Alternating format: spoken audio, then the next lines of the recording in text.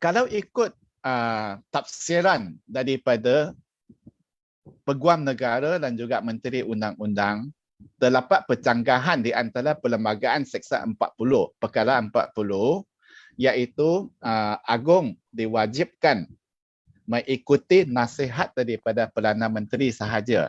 Tetapi saya, seperti mana yang YB sedia maklum, saya bukan seorang peguam.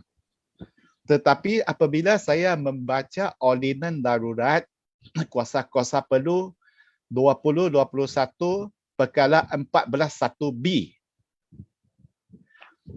ordinan tersebut telah jelas menyatakan bahawa Yang di-Pertuan Agong boleh menetapkan satu tarikh yang bersesuaian untuk Parlimen bersidang.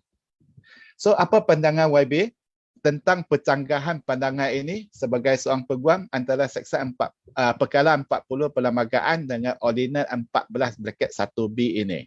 Menteri Undang-Undang buat tafsiran terpilih, selektif atau macam mana? Saya ada pandangan yang berlainan daripada Menteri Undang-Undang dan juga Peguam Negara, Attorney General. Mengapa? Kalau kita melihat kepada perlembagaan, Perkara 40 memang berkata bahawa Yang di-Pertuan Agong hendak mengikuti nasihat oleh Jemaah Menteri. Ya. Perkara 55(1) menyatakan bahawa Yang di-Pertuan Agong hendaklah memanggil Parlimen dari masa ke semasa, dan ini telah diambil dan difaham mengikut nasihat Jemaah Menteri. Itulah biasanya, keadaan yang biasa. Ya. Tetapi dengan Ordinan Darurat 14(1)A, peruntukan itu berkata, peruntukan yang berhubungan dengan memanggil, memprorok dan membubarkan Parlimen dalam Perlembagaan Persekutuan tidak mempunyai kesan. Apa maknanya? Maknanya Perkara 40 dan Perkara 55(1) tidak berkesan dalam tempoh darurat. 14(1)A itu adalah jelas. Ya. Dan bila kita melihat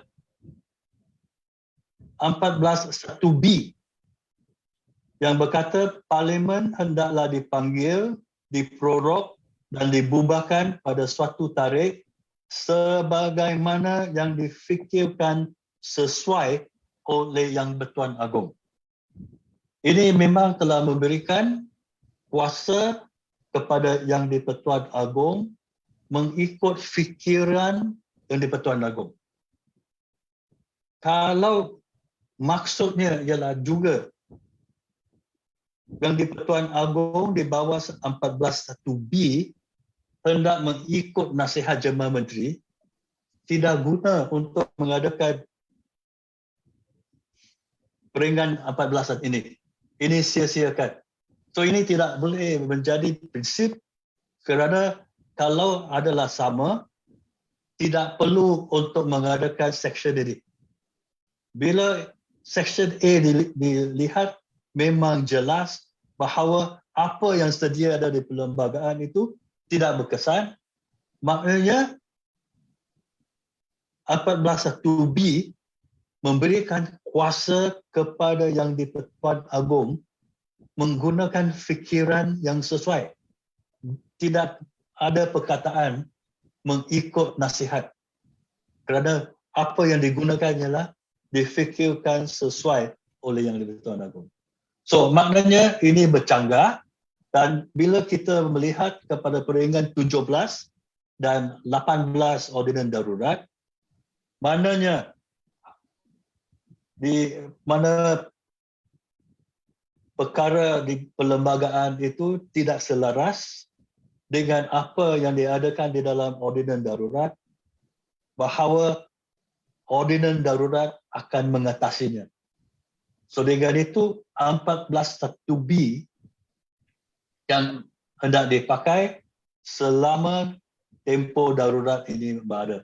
Maknanya kuasa untuk memanggil persidangan parlimen ialah kuasa agung dan tanpa hendak tunggu untuk dinasihat oleh Jabatan Menteri.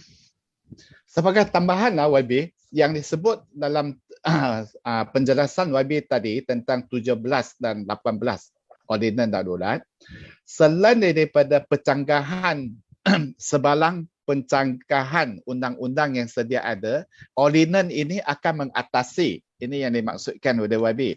Tetapi 17 dan 18 juga menyatakan bahawa peruntukan dalam ordinan ini juga memberikan kuasa tambahan, bukan gantian, tambahan, additional power kepada Yang di-Pertuan Agong. Dia bukan mengganti kuasa agung yang sedia ada, masih maintain, kekal, dan ini memberikan kuasa tambahan. Tetapi bagaimana Menteri Undang-Undang boleh membuat tafsiran yang sedemikian dan juga AG membuat tafsiran sedemikian. Pada pandangan YB, kenapa jadi macam ini?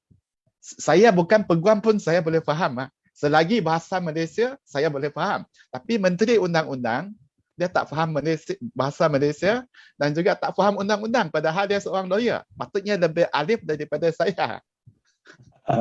Ya, kerana semua orang sudah tahu tentang perkara ini untuk menggunakan satu alasan yang tidak sesiapa pun yang dapat menerima alasan itu. Kerana apa yang ditulis di sana tak perlu mengadakan pengetahuan undang-undang seperti yang saya kata sebelum ini. Hanya yang anda tahu ialah bahasa Malaysia dengan menggunakan kamus Dewan sudah cukup. Jelasnya. Kalau macam ini, balik kepada perbincangan kita tadi, sebentar tadi, YB sebutkan 150 bracket 3 perlembagaan. Sekiranya pihak kerajaan masih enggan, dia tak mau, Perdana Menteri tak mau bentangkan ordinan ini dalam sidang parlimen yang akan datang ini, boleh kita buat judicial review, semakan kehakiman atau tidak? Kita boleh buat. Pada saya memang kita ada kuasa untuk membuat judicial review. Tetapi kita juga ada kuasa di dalam parlimen. Di 26 ini, ahli parlimen kita akan hadir. Kalau kita melihat kepada notis, apa yang mereka hendak buat ialah bentangkan itu lay on the table.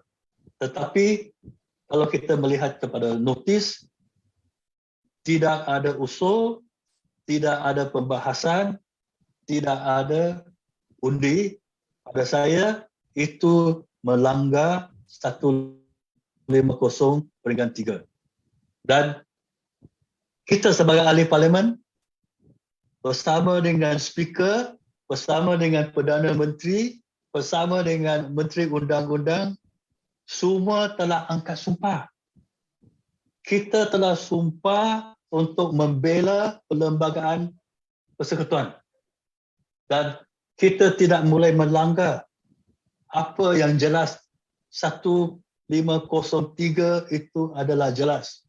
Dan kita harap pada hari Isnin, semua akan mentunaikan tanggungjawab untuk menahan perlembagaan, menahan sistem demokrasi rakyat ini, bahawa proklamasi darurat itu hendak dibentang, hendak dibahas, dan kita hendak membuat satu keputusan dengan mengundi sama ada kita akan melulus atau menolak proklamasi darurat.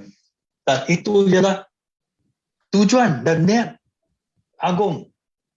Bukan duduk diam-diam untuk dengar cerita.